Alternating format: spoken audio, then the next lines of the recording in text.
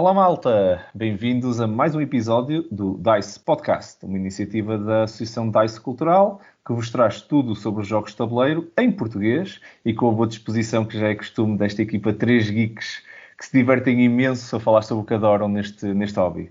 O meu nome é Marco Silva e tenho o enorme prazer de mais uma vez estar junto nestas conversas interessantes que nós temos. Muito obrigado aos meus dois amigos, Miguel Lourenço. Olá Miguel. Olá Marco, olá pessoal. Olá. E Bruno Maciel. Olá Bruno. Olá Marco e olá pessoal. Malta, muito obrigado mais uma vez por mais este bocado desta conversa que são sempre espetaculares. Eu fico sempre muito contente por ter este bocado convosco. Hoje, neste podcast, para quem nos está a ouvir, vamos falar um pouco então sobre os temas que nós gostamos de ver nos jogos de tabuleiro. Vamos partilhar um pouco também sobre nós e sobre as coisas que nós gostamos. Para quem não conhece o que é que são esta coisa da temática ou dos temas nos jogos de tabuleiro, os jogos de tabuleiro têm várias componentes, não é? Na forma como são definidos. O mais normal e o que se calhar as pessoas estão mais habituadas é a mecânica do jogo, o que é que funciona. As pessoas que se calhar veem os jogos e não conhecem tanto, se calhar a parte de design, o que é que está desenhado no jogo é outra componente importante, mas a realidade é que elas não vivem todas isoladas e há aqui uma cola de vez em quando, em muitos dos jogos, que é o tema. O tema que moveu o jogo, que de vez em quando inspira o design, inspira a própria mecânica e cola a coisa toda. Não é obrigatório, nem todos os jogos de tabuleiro têm um tema. Para quem não conhece, pensar que todos os jogos têm um tema, isto não é 100% verdade, mas muitos deles têm. E hoje vamos falar exatamente sobre essa componente dos temas. Miguel, se calhar começo por ti. Quais são os temas que tu gostas, então, nos jogos de tabuleiro? Ora, os temas que eu mais gosto de ver em jogos são jogos que tenham a ver com exploração de mapa, portanto, jogos em que quando tu começas o jogo tu não conheces o mapa todo e, portanto, à medida que vais andando e que vais jogando, vais descobrindo coisas. Acho que isso é um tema muito interessante. Gosto também de jogos com o tema de construção de cidades. Outros temas de trocas comerciais. Gosto de jogos com poções. Vai-se lá saber porquê. Poções.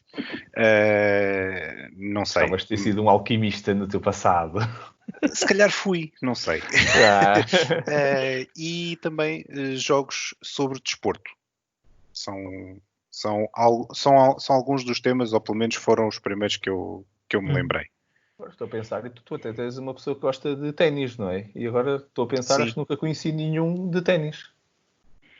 Não me lembro de ténis, acho que não me lembro de nenhum. Deverá haver, mas não será conhecido. Não. Agora falaste no desporto e lembrei-me que tu és um fã de ténis e que não... Olha, está aí uma área para explorar, que engraçado.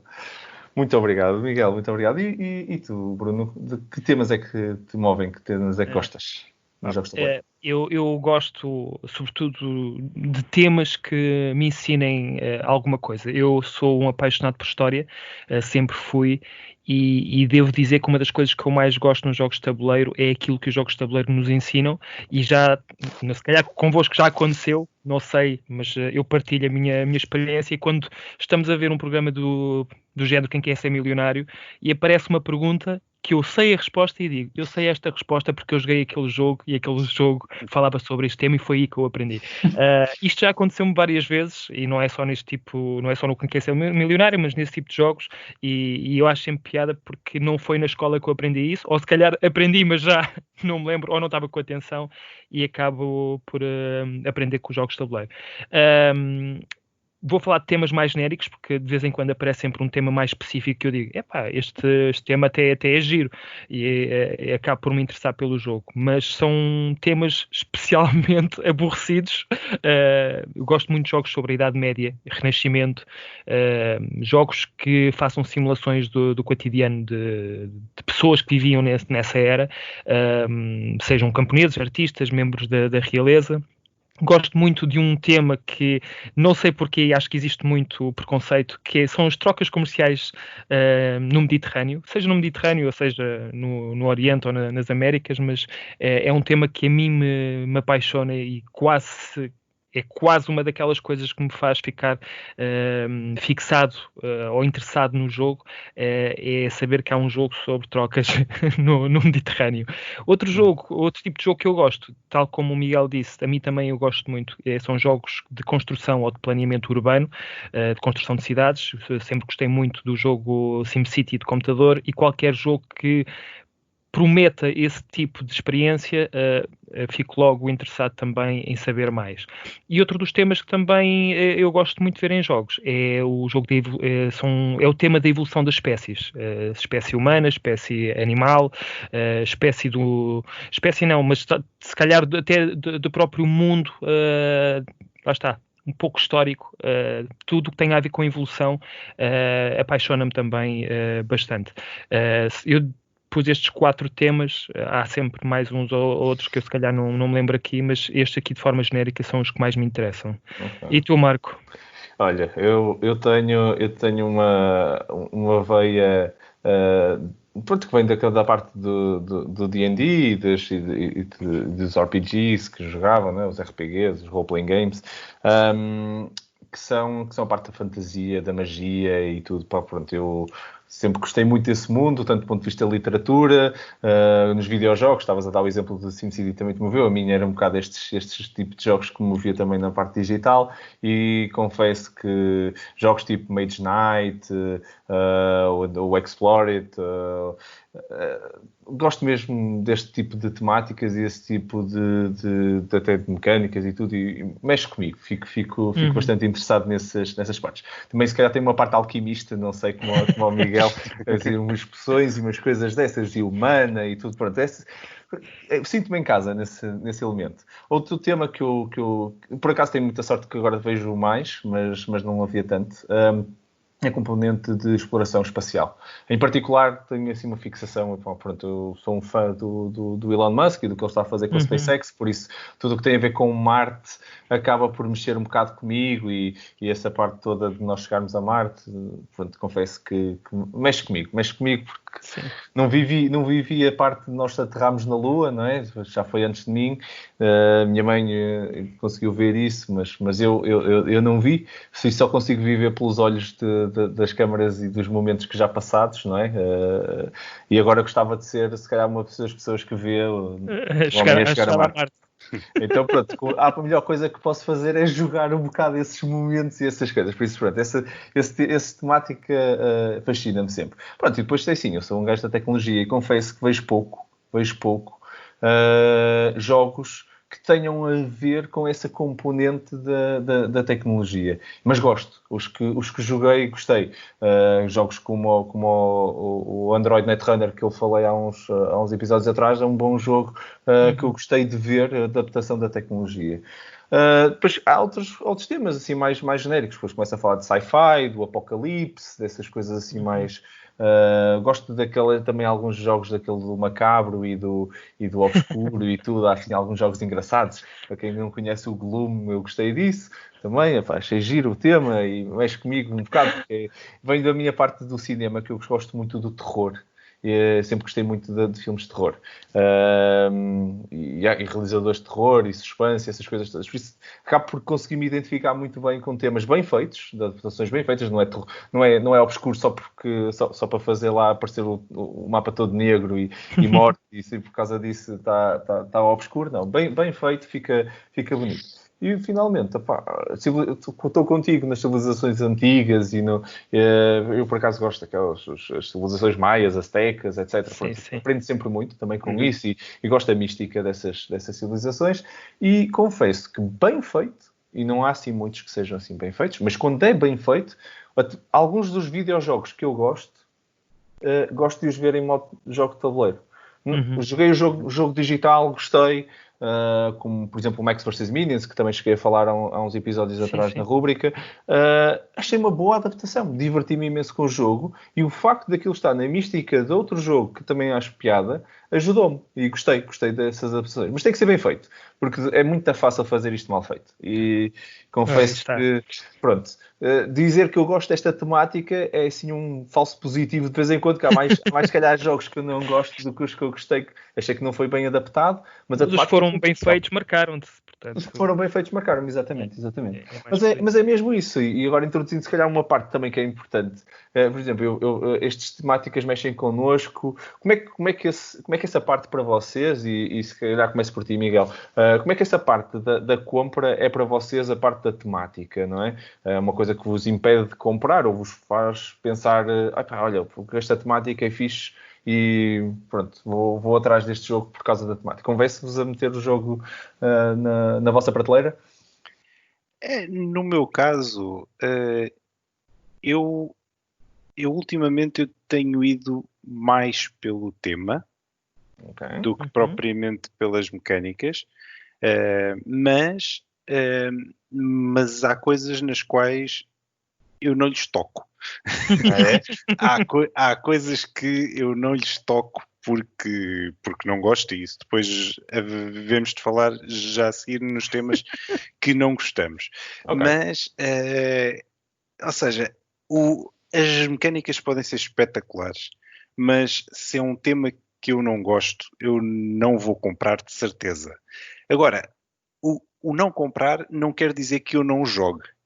Ou seja, não quer dizer que se houver alguém que leve para a mesa e que diga, Miguel, quer jogar? Eu digo, sim senhor, vamos embora.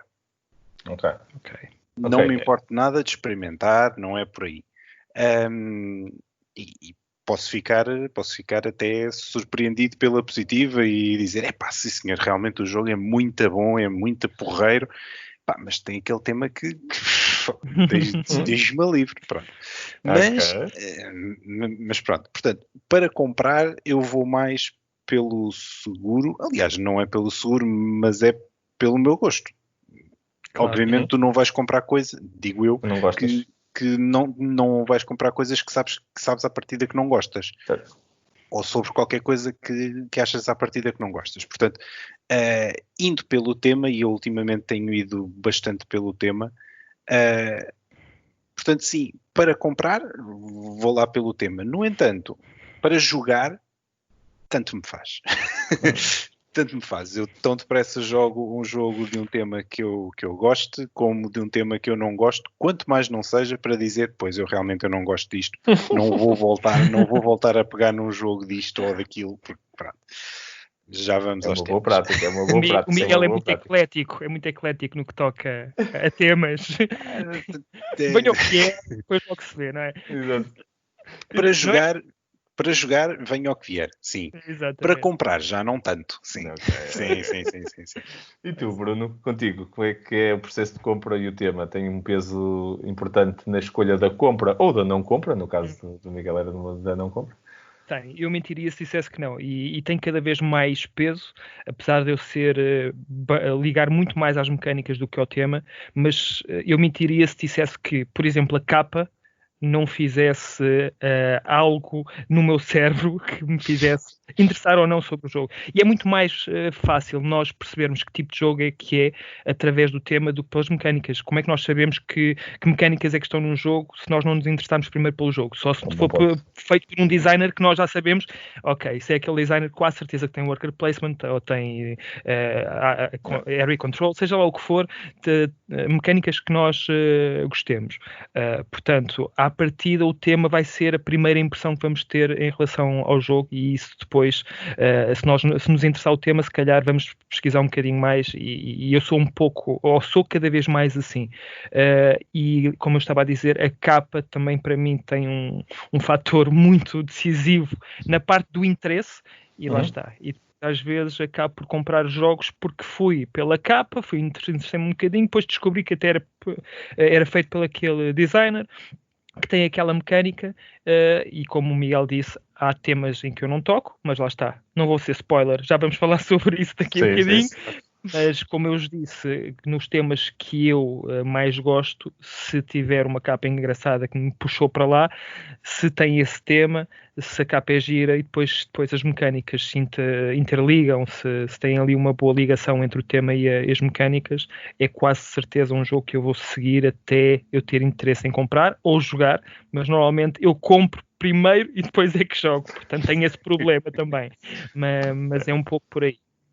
Olha, eu confesso que não tenho assim nenhum tema que eu exclua. Eu é mais pela positiva. Mas tu tocaste num ponto muito importante, que é a gente compra muito com os olhos e se for um jogo de um designer que eu já conheço ou que eu já estou à espera, pronto, nem o tema ou não é um tema, não interessa. Já fiz a minha decisão sobre a compra do jogo e ainda se calhar não vi a capa. Agora, se eu não conhecer o jogo, não tiver lido nada sobre ele, então efetivamente eu vou olhar para a capa e vou olhar para... Quando olho para a capa não é... O artwork até pode ser bonito e tudo, e posso apreciar o artwork, mas na realidade o que é que eu estou à procura? 90% das vezes estou a ler o tema. Estou a ler o tema da capa. Exatamente. E ao fazer isso estou a fazer uma escolha quase toda com base no tema. Confesso que não tenho nenhum tema que eu diga não. Tipo um não redondo, mas há pontos que se calhar não sinto tanta confiança, vamos dizer assim, quando olho para a capa e diria que não me inspiram muita confiança, mas não os excluo, não tenho tanto essa parte. Mas sim, efetivamente vou mais pela compra do designer, ou grande parte das compras que faço, efetivamente, eu já conheci um bocadinho o jogo, então o tema não tem peso nesse momento. Se pudesse ter sido sobre outro tema, eu, pelo designer e pela mecânica, então eu digo que vou gostar. De vez em quando engano, não seria inédito, mas pronto. Mas é como vocês estavam a introduzir, acho que é um ponto importante que temos que falar, que é então quais são os temas que nós não gostamos, não é? E vou começar a calhar por ti, Bruno. Fazemos ao contrário. Bruno, então, que temas é que tu não gostas? Quais são estes que tu depois dizes, não, esses prefiro não? Eu há bocado disse que havia temas que não mesmo, mas não é assim tão linear. Que muitos destes temas que eu agora vou referir já fizeram parte de compras minhas e até alguns destes jogos foram bastante importantes na minha estadia ou na minha estada neste hobby, portanto não vou estar aqui a cuspir no prato que me deu de comer. Ora bem, o primeiro deles que eu ponho aqui é os zombies. Zombies, acho que há excesso de jogos sobre zombies, eu não consigo ver mais jogos sobre zombies, e se me vem um jogo sobre... Não é só jogos, é jogos, filmes, séries, livros, exatamente. Mas jogos sobre zombies é quase um instante não, mas lá está, eu comprei o Dead of Winter, eu não vou dizer que foi há pouco tempo, porque também já lá vão para aí uns 4 ou 5 anos, não sei quanto tempo é que o jogo tem, e é um jogo que tem zombies, não é bem sobre zombies, mas tem zombies, mas que jogos focados em zombies, pronto, para mim é um não.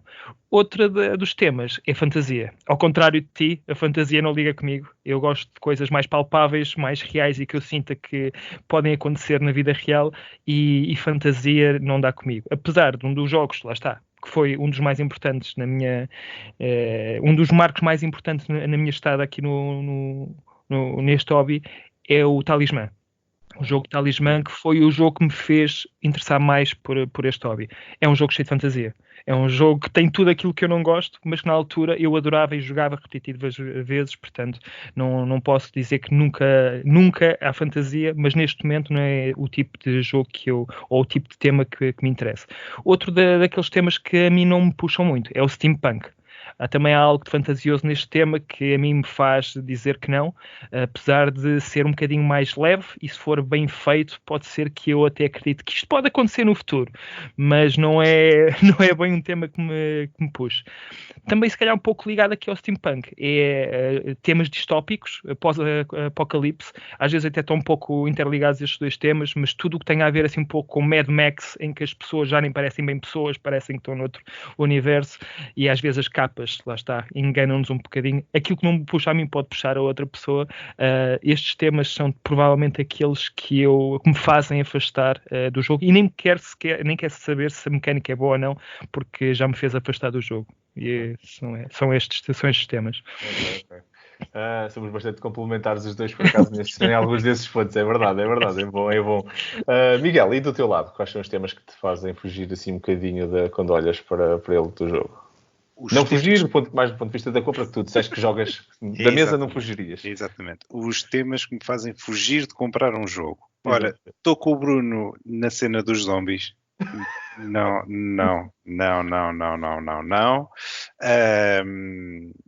Se tiver um zombie na capa, não, esqueçam lá isso.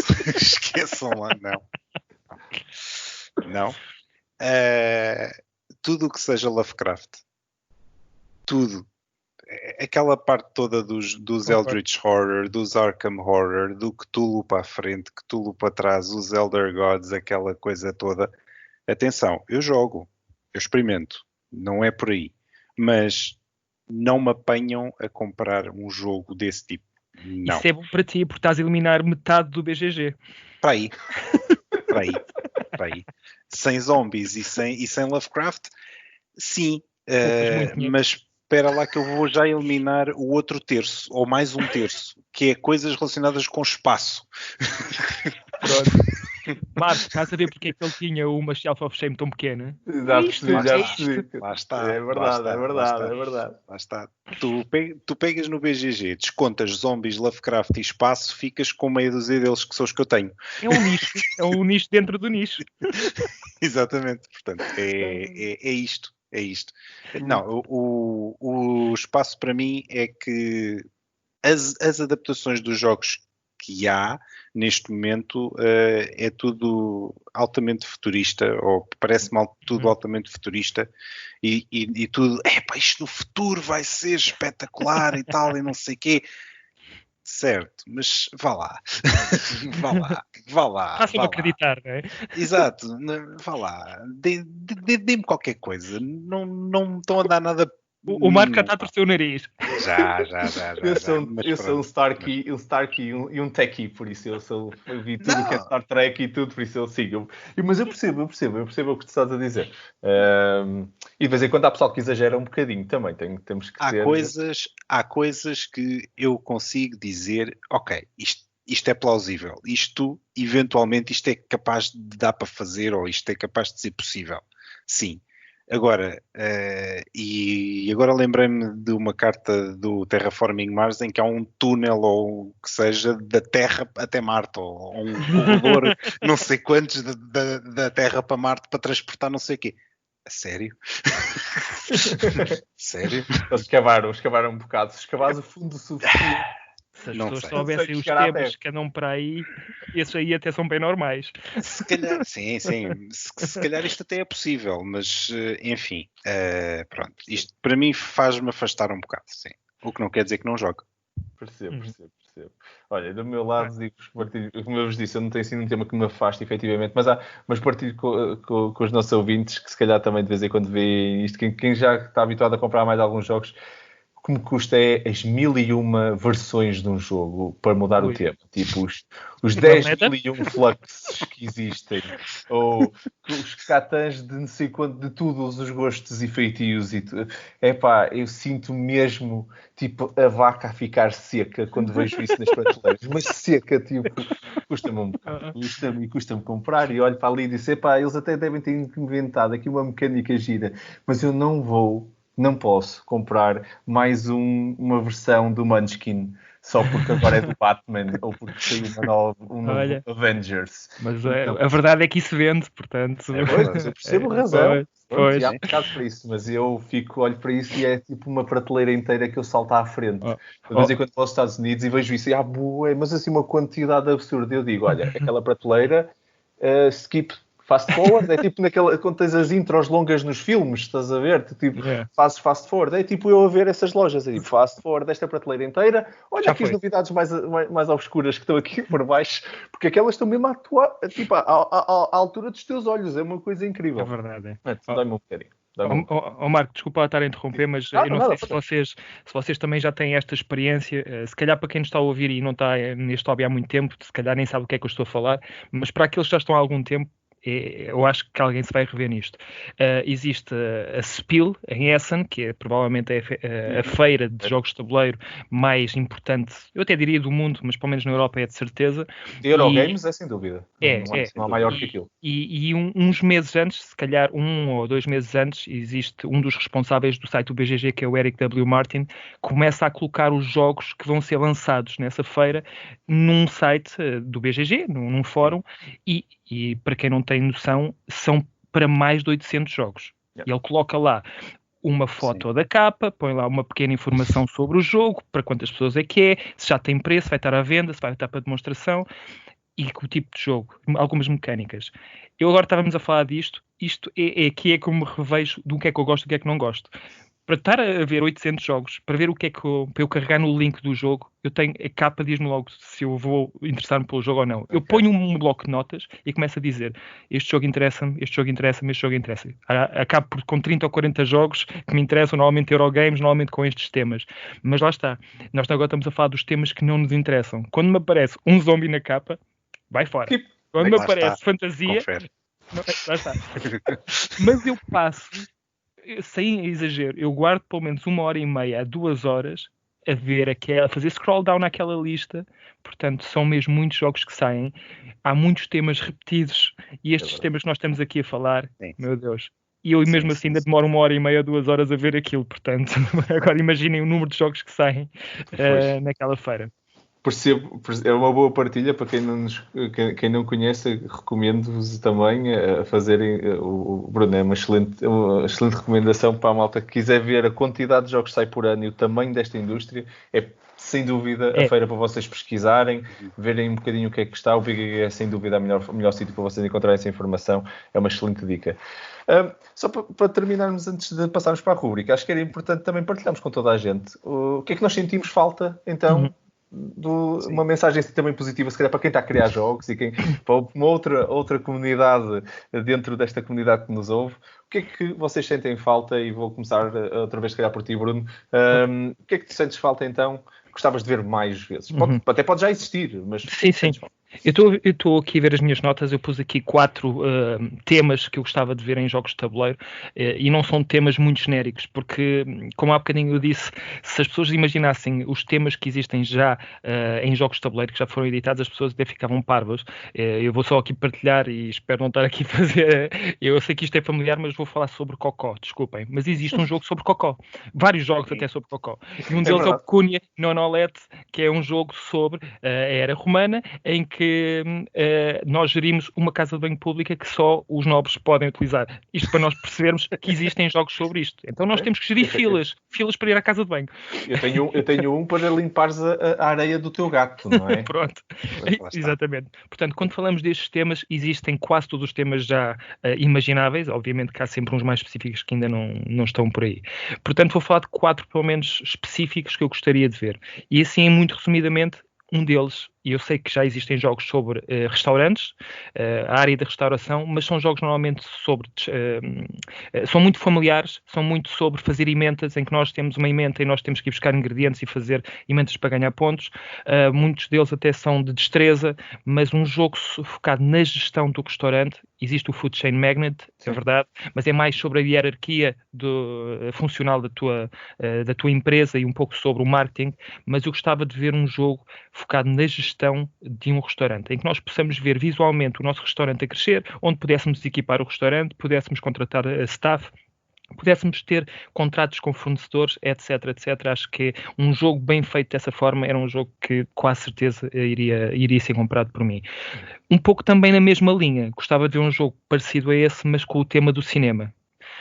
Existem muitos jogos, lá está, sobre cinema, sobre Hollywood, mas também muito focados em artistas que nós sabemos quem são, mas com nomes fictícios, em que nós estamos a tentar juntar artistas com o filme, e é tudo uns jogos de cartas muito simples e que acabam por ser muito familiares. Mais uma vez, gostava de ver um jogo mais de gestão, mais complexo, com mais sumo, em que nós pudéssemos contratar um cast, os cenários, os guiões, argumentistas, e depois, obviamente, tentar obter um Oscar ou outro prémio qualquer. Acho que um jogo assim mais mais robusto, e tenho a certeza que Vital Lacerda, se me estás a ouvir, continuando, podes pensar nisso, que eu acho que é um tema muito interessante.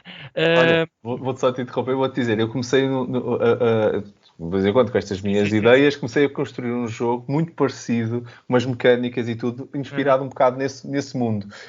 Temos que falar, se calhar, por onde vamos fazer. Vital, se calhar estava a precisar de alguém para pegar já nisso. alguém chegou à frente, portanto, esquece aquilo que eu estou a dizer. Não, Vital pode-se juntar, vamos fazer os 3 anos, vamos embora. Adorava fazer um jogo com o Vital Lacerda. Fazia o meu ano, a minha década e se calhar a minha vida, por isso ficava muito contente com isso. Mas pronto, isto era um dos temas que de certeza também eu iria comprar. Um dos temas que eu se calhar não vejo tanto é sobre carros antigos. É um tema que me apaixona bastante, apesar de eu não perceber muito carros. Existem jogos sobre carros, existem sobre a indústria automóvel. Vital Lacerda, mais uma vez, já fez um desses jogos. Mas muito focado se calhar na eficiência da fábrica. Eu gostava mais de ver algo que transportasse para a era, lá está para o tema do jogo dos carros antigos, sejam os Fords modelo T, os primeiros carros, sejam os dos anos 50. Acho que não há um jogo euro assim mais robusto, lá está, de gestão, que me faça recriar essa era. E por último, e aqui já foi criado esse jogo, no entanto, não com o tema que eu gostava de ver. Mas foi prometido e eu fiquei muito chateado com isso. Não sei se vocês conhecem o jogo Prêt-à-Porter, um jogo do Ignacy Trzewiczek que é sobre fashion shows, sobre moda. Foi reeditado há pouco tempo, mas foi a primeira edição talvez há 10 anos, não sei, por aí. E há cerca de 5 anos o próprio autor veio para o BGG dizer que iria ser reimplementada, este jogo ia ser reimplementado com o tema da indústria dos videojogos, com o tema das consolas. Eu fiquei fascinado e eu, como tinha o jogo, mas com o tema da moda, e que não foi à mesa durante meses e vendi-o porque os meus amigos não gostavam de jogar o jogo pelo tema, apesar de mecanicamente o jogo ser muito bom, eu fiquei fascinado com essa ideia de poder ter o mesmo jogo, mas com esse tema, que eu não vejo praticamente jogos sobre isso. Há, certamente, porque lá está, há quase sobre tudo, mas com aquele tipo de abordagem, com aquele tipo de complexidade, eu disse, eu vou comprar este jogo, eu vou seguir. Só que não sei porquê, porque eu fui-me informar, mas quase certeza que há mais razões para além disso. Quando isto foi anunciado, houve uma imensidão de gente, provavelmente, que tinha o jogo, que ficou muito chateada por estarmos a trocar o tema de moda por jogos de tabuleiro. Insurgiram-se contra isso, que o tema da moda era um tema muito pouco utilizado e que deveriam continuar a ter esse tema, mas com uma arte mais bonita. Eu não sei se tem a ver também com as licenças de jogos de computador, das consolas, provavelmente terá a ver com isso. Eu não sei se nós temos que pagar para pôr um Super Mario como um jogo de... É provável, não é? Mas pôr um Super Mario ou outra coisa qualquer, ou um Nintendo, qualquer coisa que... É isso mesmo. Aí já se afaste, não é? E o jogo poderia ser interessante na mesma. Eu gostava de ver um jogo sobre a indústria dos videojogos, porque eu não sei, eu acho que nós que estamos aqui neste hobby dos board games, muitas vezes vimos deste background. Eu duvido que os geeks, como nós, não se fascinem com este tipo de temas. Eu comprava. Pronto, lá está, eu comprava, mas pronto, saiu uma reedição deste jogo Prêt-à-Porter, com uma arte muito mais bonita, é verdade. Acho que teve muito sucesso, também o hype foi bastante alto, mas lá está, ficou na gaveta. Espero que isso venha mais tarde, nem que seja com outras mecânicas, mas continuo à espera. Mas são estes. Fica o desafio. Muito obrigado, Bruno. Miguel, do teu lado, como é que temas é que sentias que gostavas mais de ver? Olha, um tema que há muito pouco em jogos, que é trocas comerciais. Há muito poucos Eurogames com este tema. Eu fui ver ao BGG, fiz um filtro pela categoria Economic e há só 50 páginas de jogos. Portanto, eu vou assumir que cada página tem para aí 100. Portanto, só há 5.000 jogos com isto. Há muito poucos jogos de trocas comerciais. Eu gostava de ver mais um, pelo menos. Mas agora a sério. Agora a sério. O único tema porque eu gosto e porque eu vejo muito pouco, agora a falar a sério, é bons jogos sobre desporto.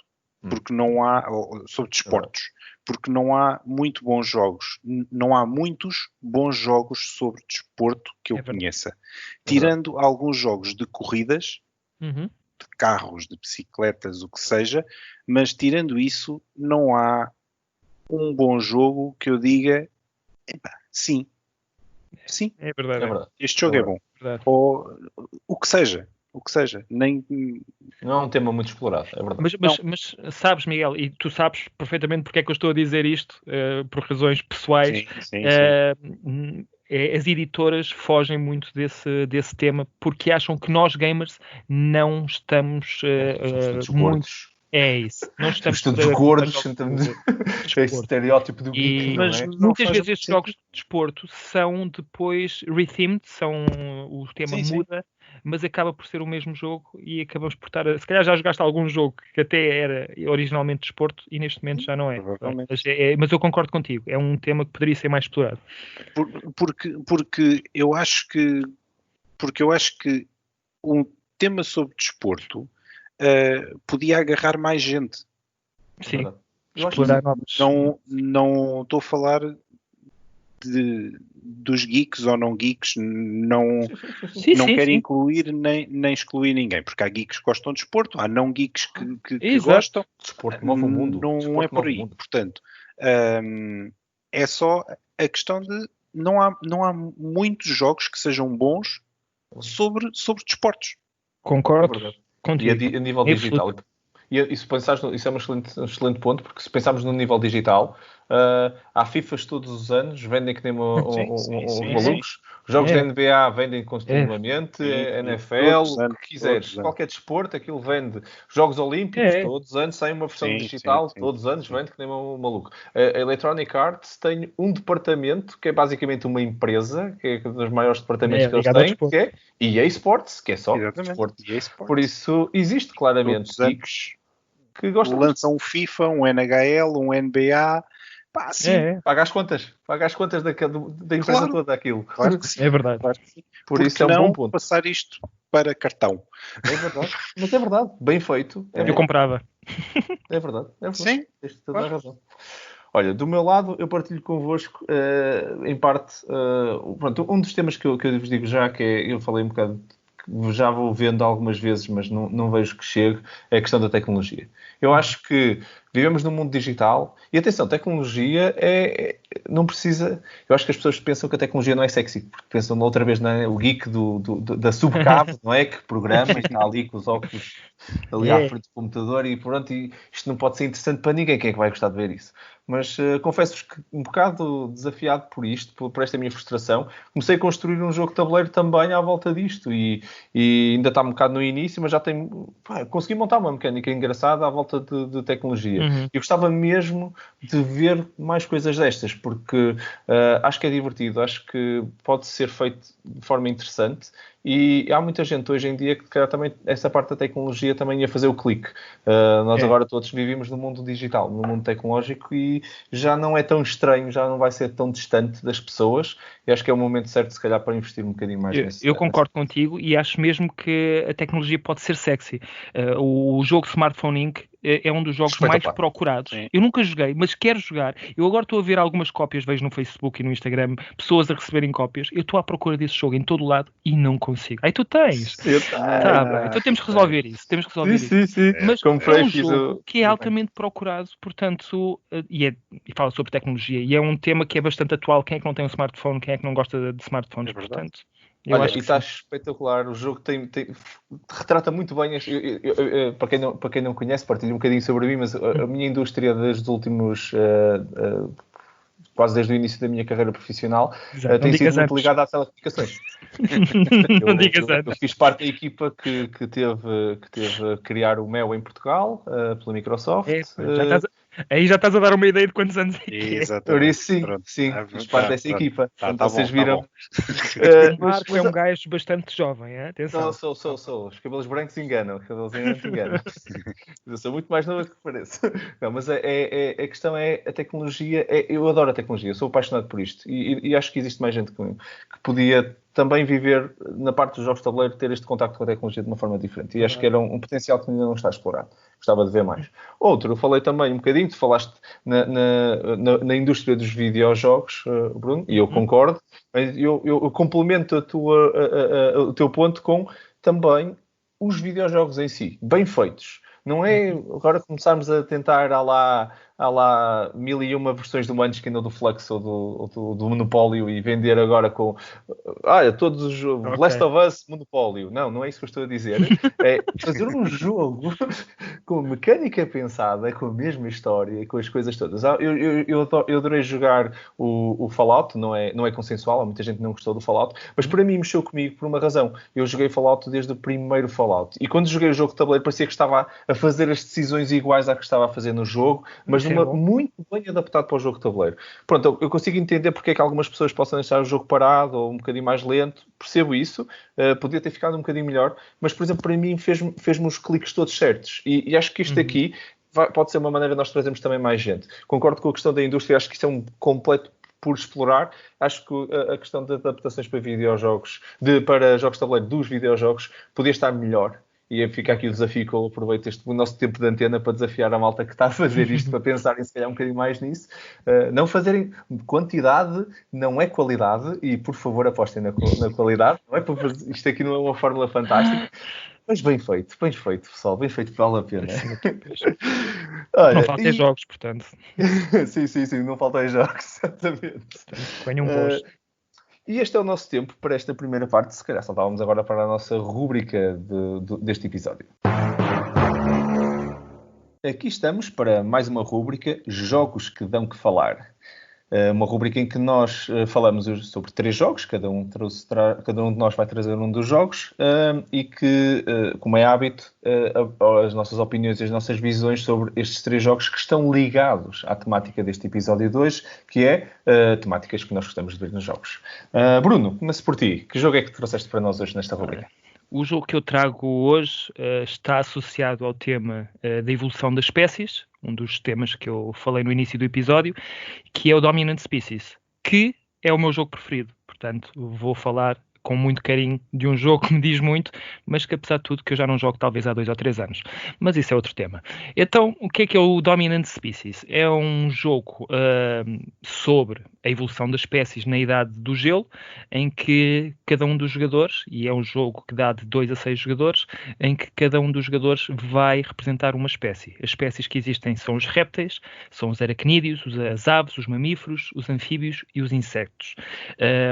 Todas estas espécies estão organizadas numa cadeia alimentar em que, em caso de empate, em algumas situações, existe depois aqui uma ordem em quem é que ganha a quem, em que os mamíferos estão no topo dessa cadeia.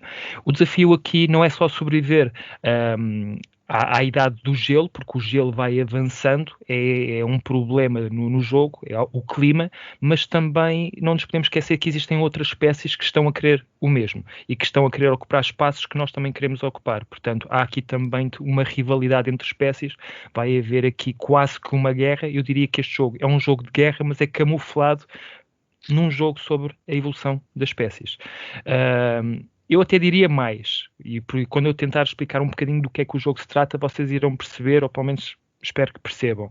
Eu costumo dizer que este é um jogo sobre gestão do caos, porque o caos é permanente. É um jogo que é muito estranho no sentido de ser um jogo de guerra, com um tema muito in your face, de eu vou tentar destruir a tua espécie, vou tentar matar-te, vou tentar dizimar, tentar afastar-te do sítio onde eu estou, que é um pouco a Mary Trash, pelo menos em termos de ideia, mas é um jogo completamente euro, com mecânicas euro. Worker placement tem controle de área e em que o worker placement é de certeza a mecânica mais presente no jogo. Nós, jogadores, vamos colocando cilindros e, consoante o número de jogadores, vamos tendo um X número de cilindros nos espaços que existem no tabuleiro, que são as ações que nós podemos fazer. Cada ação tem um número de espaços disponíveis, portanto, vamos imaginar que há uma ação, vamos imaginar que é a adaptação da nossa espécie, existem 2 espaços disponíveis e nós somos 3 jogadores, quer dizer que alguém não vai conseguir lá chegar. Portanto, há aqui também uma corrida para ver se chegamos lá primeiro que o nosso adversário a determinada ação. A cadeia das ações é desta forma. Nós vamos colocando ações e elas vão sendo elas vão só ser realizadas depois de nós colocarmos todos os nossos cilindros. E depois são realizadas de cima para baixo e da esquerda para a direita. E isto é muito interessante. Quando nós colocamos um cilindro, vamos imaginar, no ataque, quer dizer que eu já estou com a ideia de atacar alguém. Só que os meus adversários não sabem, a menos que eu esteja a jogar a 2, não sabem quem é que eu vou querer atacar. Provavelmente é alguém que está no mesmo sítio que eu. Mas eu ainda não estou em nenhum sítio. Pelo menos estou num sítio em que os meus adversários não estão. E depois a minha segunda ação vai ser migração. E então alguém começa a olhar para mim, começa a tentar perceber, ok, ou ele vai se mexer para cima de mim ou vai se mexer para cima do meu adversário. E isto vai provocar uma reação sobre o meu adversário. Ele não se vai deixar ficar, ele não vai querer ser atacado. Então se calhar vai também colocar um cilindro na migração. E quando eu quiser atacar ele já lá não está. Portanto, à medida que nós vamos colocando os cilindros, e existem várias ações possíveis, existe o de gelo, nós podemos querer pôr um gelo sobre um terreno onde está uma espécie só, que é a espécie do adversário, e isso dizima quase tudo, deixa lá só uma espécie. Portanto, o facto de ser de cima para baixo, nós conseguimos perceber o que é que vai acontecer antes e o que é que vai acontecer depois. E nós não temos que pôr os cilindros logo na parte de cima, vamos colocando em baixo, depois vamos pondo em cima. E esta giga-joga, a parte tática do jogo é muito interessante, porque nós estamos sempre a pensar que vai acontecer uma coisa e depois, quando chega a minha vez de colocar um cilindro, não há nada daquilo que eu pensava que ia acontecer, vai acontecer, porque já percebi que vai mudar muita coisa e o jogo muda completamente. Muda o mapa, muda a minha espécie, porque eu estou constantemente a adaptar-me com elementos para conseguir sobreviver nos terrenos. Os próprios terrenos, nós vamos fazer aqui um bocadinho de deuses, que é uma parte que tematicamente não está muito bem explicada, mas nós conseguimos colocar elementos nos terrenos existentes e até vamos conseguir colocar mais terrenos para que o mapa fique mais composto. É a parte de Deus que nós fazemos que não faz muito sentido, mas que acaba por ser bastante interessante porque nós conseguimos mexer, mas os adversários querem se mexer também para onde nós queremos ir, depois atacamos, queremos dizimar, mas não queremos ser demasiado agressivos porque senão também ele vai ser agressivo em relação a nós. É o caos. É o caos completo. Mas eu gosto. É um jogo muito tenso. Tu sentes a tensão do início ao fim. E depois tem uma pontuação em que é controle de área. Quem tem mais espécies num tile vai ganhar mais pontos que os outros. E depois, no final de cada ronda, nós vamos tile a tile pontuar. Desculpem. Existem cilindros para pontuar e eu escolho um tile onde eu esteja para tentar fazer o máximo de pontos possível. Não quer dizer que eu não dê mais pontos ao adversário, porque se o meu adversário tiver mais espécies nesse tile do que eu, é ele que vai ganhar mais pontos do que eu. Eu também ganho, mas ganho menos. Há aqui a outra questão, que são as cartas. Existem cartas especiais em que só quem tem mais capacidade de adaptação àquele tile é que vai poder usar a carta. Eu posso estar a dar mais pontos a ti, mas assim eu certifico-me que sou eu que vou usar a carta. E acreditem, as cartas mudam completamente o jogo. Aumentam mais o caos. E às vezes eu consigo ver quase uma lágrima no canto do olho do meu adversário, ou até em mim. Às vezes eu choro por dentro quando vejo coisas acontecerem que eu não queria que acontecesse. É um jogo muito mauzinho no sentido da tensão, mas eu gosto. O Dominant Species é um bom jogo, tem 10 anos, faz 10 anos este ano. Eu quero voltar a jogar. Eu cada vez que penso que já não jogo há 2 a 3 anos, dá-me um aperto no coração. Tenho que voltar a jogar este jogo. É muito bom, apesar de não ser muito bonito, não é? É um jogo que retrata muito bem o conflito entre espécies na Idade do Gelo, pelo menos imaginando que era assim, e que eu recomendo vivamente. 2 a 3 horas, não recomendo para além de 4 jogadores. Se o jogo já é o caos com 2 ou 3, eu costumo jogar a 3, 4 jogadores, imaginem com 5 ou 6. Mas em vez de durar 2 ou 3 horas, demora 4 ou 5. Portanto, até 4, acho que é um jogo perfeito para quem já está num estilo de jogo mais avançado e que suporta este tipo de tensão. Muito, muito bom. Eu acho que também pode ter algum risco de quebrar algumas amizades, Bruno, por isso se calhar nos últimos 3 anos os teus amigos continuam a jogar contigo porque não tens posto na mesa, se calhar. Olha, é aí provavelmente risco. É isso. Estou a brincar contigo, a brincar muito na brincadeira. Miguel, do teu lado, que jogo trouxeste para nós na nossa rubrica 2? Ora, eu hoje trouxe o Flamme Rouge. O Flamme Rouge é um jogo sobre ciclismo. Dá para de 2 a 4 jogadores base, o jogo base, e tem uma expansão que se chama Pelotão, que dá até 12 jogadores. Portanto, de repente o jogo muda completamente também com 12. Acho que só joguei uma vez com 12, ou 10 ou 12, sim, e foi o caos completo. Já lá vou. O que é o jogo? O jogo é um jogo bastante simples. No jogo base, e vou manter pelo jogo base para já, cada jogador controla uma equipa que tem dois ciclistas. Existem dois ciclistas, um que é o rolador, que é alguém que é razoavelmente bom em plano, montanha, etc. Portanto, é um faz-tudo, vamos dizer assim, e um sprinter. Portanto, é um rolador e é um sprinter. O sprinter, obviamente, é muito bom a sprintar, portanto, tem muita velocidade de ponta, mas no resto da etapa, não tanto. O rolador não. O rolador é alguém muito constante. Monta-se uma pista com umas peças modulares double-sided, com dois lados. Existe até uma app que tem uns traçados de pistas de etapas reais da Volta à França, e etapas também que houve pessoas que disseram, olha, esta etapa parece ser gira, e puseram lá na app, e portanto dá perfeitamente para nós recriarmos aqui algumas etapas. E então, cada um destes ciclistas, o rolador e o sprinter, cada um deles tem um baralho de cartas. São poucas cartas, são 12, 15 cartas.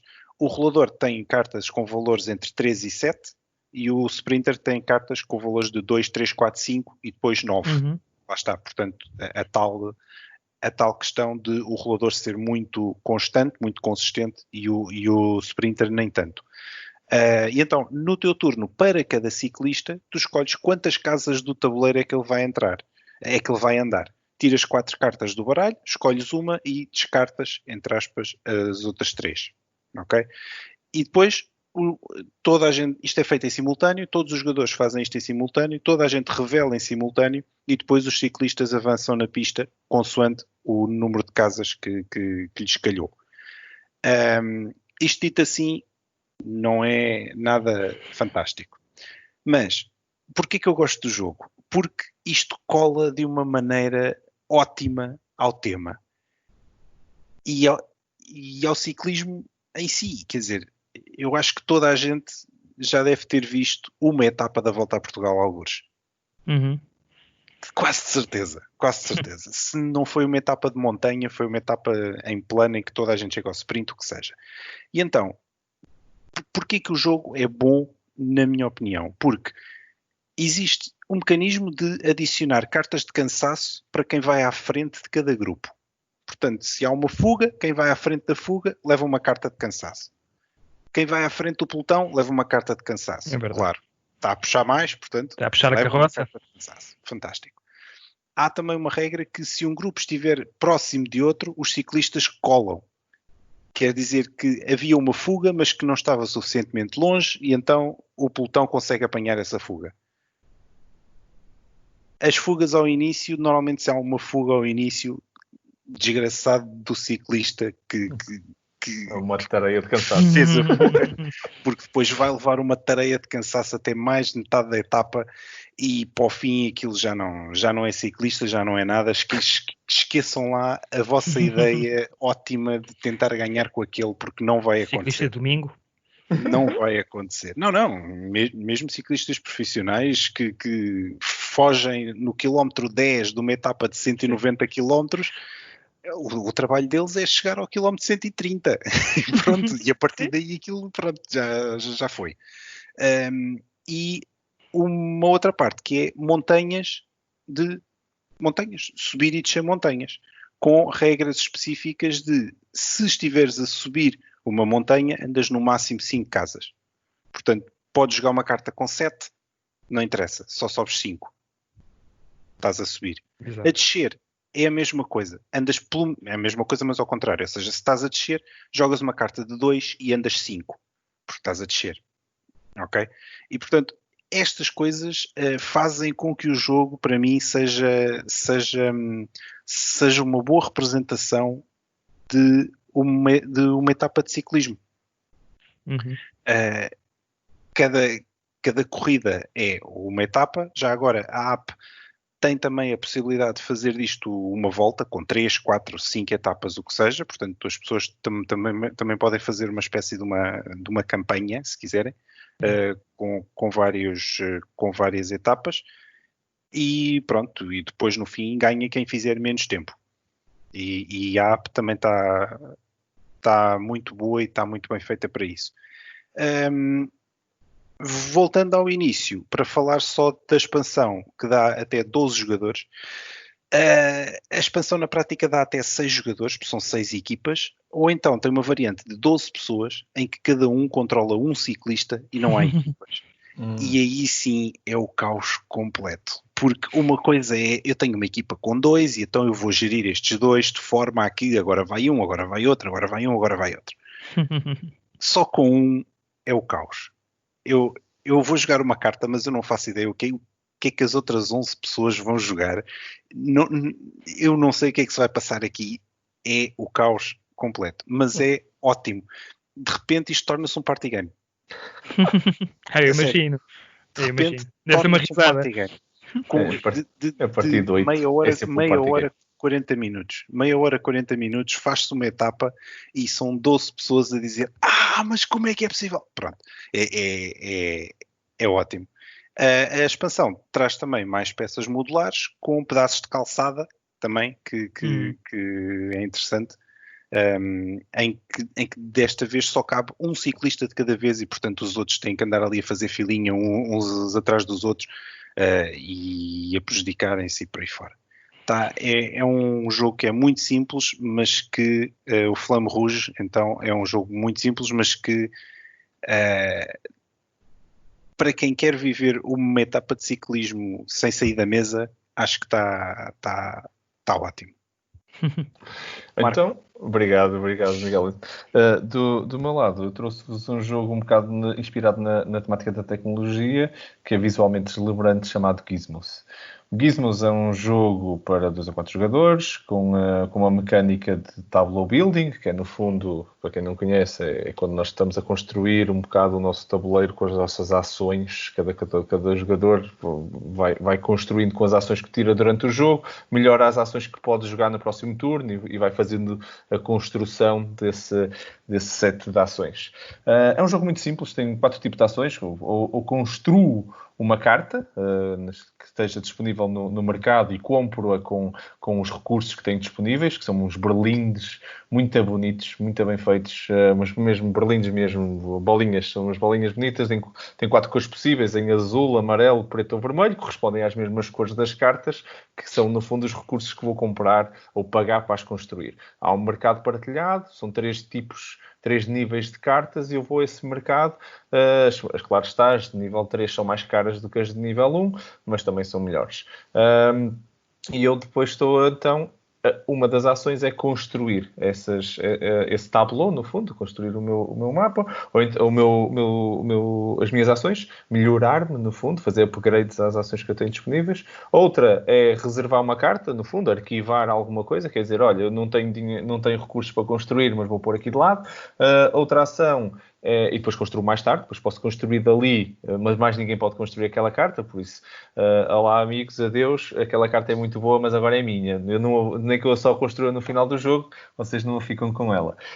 Depois há outra coisa que eu posso fazer, que é ir buscar recursos. Tem lá isto aqui, digo-vos, é mesmo muito bonito por acaso no jogo, que é a componente tem lá assim um dispensador de bolinhas, em que eu vou lá buscar as bolinhas, está espetacular, muito bonito, e posso ir lá escolher essas bolas.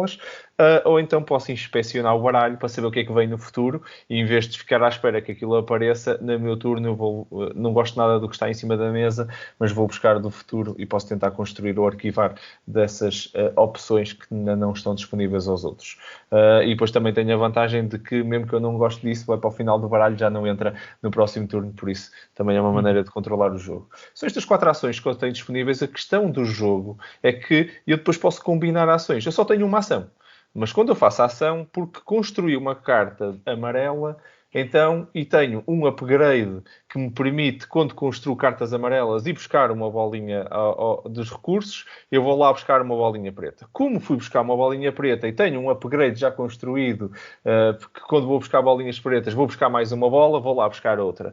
E agora foi amarela. E porque é amarela, ainda consigo arquivar uma carta. E como arquivei uma carta, pronto, as pessoas conseguem, que nos estão a ouvir, conseguem imaginar que isto foi uma jogada, pode se transformar numa coisa muito, muito grande. É, na minha opinião, se calhar o problema do jogo. Se vocês estão a pensar em entrar neste jogo, ou têm o vosso grupo de jogo, alguém com muito AP, com muito analysis paralysis, com aquela questão de eu fico a olhar para o jogo para fazer uma decisão, eu tenho que pensar em todas as consequências, depois o que é que eu vou fazer a seguir. Essa pessoa vai demorar tempos infinitos a jogar. Essa pessoa vai demorar, se vocês estão a jogar a 4 e tiverem 3 pessoas dessas, vocês conseguem adormecer. Eu acho que dormem a cesta no meio e dá perfeitamente para fazerem a pausazinha. Por isso, eu acho que este jogo é muito propício a isso, mas mesmo assim, acho que é um jogo que, do ponto de vista de temática, está mesmo muito bem feito. O jogo, para quem estiver nos a ouvir, depois pode pesquisar nos comentários, podem encontrar lá o nome do jogo, mas se estão-nos a ouvir e quiserem já pesquisar, pesquisem Gizmos, GIZMOS. Vejam imagens do jogo. O jogo é lindo e a temática está muito bem representada nessa parte. E deixo-vos essa recomendação do jogo que eu gosto. Acho que é um bom entry-level game para começarem a jogar. É um jogo bem divertido, tableau building se gostarem. E se quiserem um jogo em que a tecnologia e as gadgets e as coisas todas fiquem bem feitas e que fique bonito em cima da mesa, o jogo é aquele jogo, vende só pelas fotografias, na minha opinião. Pelo menos comprou-me logo quando eu vi as fotografias do jogo. É o meu jogo de hoje para a nossa rubrica de jogos que cada um que falar. Muito bem. Pronto, e é todo o tempo que tínhamos. Vocês estiveram a ouvir o DICE Podcast, uma iniciativa da Associação DICE Cultural, que vos traz tudo sobre os jogos de tabuleiro. O meu nome é Marco Silva e em nome de toda a equipa, muito obrigado a todos vocês que nos estiveram a ouvir. Se gostaram do nosso podcast, não se esqueçam de subscrever para não perderem nenhum dos próximos episódios. Se gostaram mesmo muito deste podcast, não se esqueçam de partilhem com os vossos amigos, façam chegar este conteúdo e este projeto a todos para que nós possamos também crescer. Se gostaram mesmo muito do nosso podcast, então digam-nos isso. Mandem-nos um e-mail, partilhem, falem connosco, mandem-nos os comentários nas redes sociais, ou então mandem-nos um e-mail para podcast@dicecultural.org, que adorávamos ouvir esse feedback. Bruno e Miguel, mais uma vez, muito obrigado a ambos por esta conversa extremamente interessante e pela partilha. A todos que nos estão a ouvir, os vossos comentários, nos comentários, quer dizer, podem encontrar o link para os jogos que nós estivemos aqui a falar, principalmente aqui na rúbrica. Podem também ver isso tudo no Facebook e partilhar no Instagram. Podem partilhar tudo connosco e fazer esses comentários por nos chegar.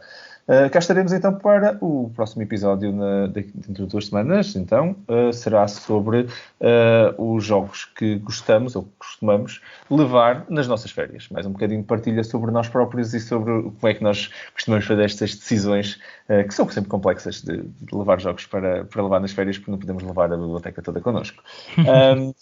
Fica aí então um voto então, para todos que nos estão a ouvir. Muito obrigado pela vossa companhia. Um voto de boas jogatanas. Até ao próximo episódio. Até à próxima.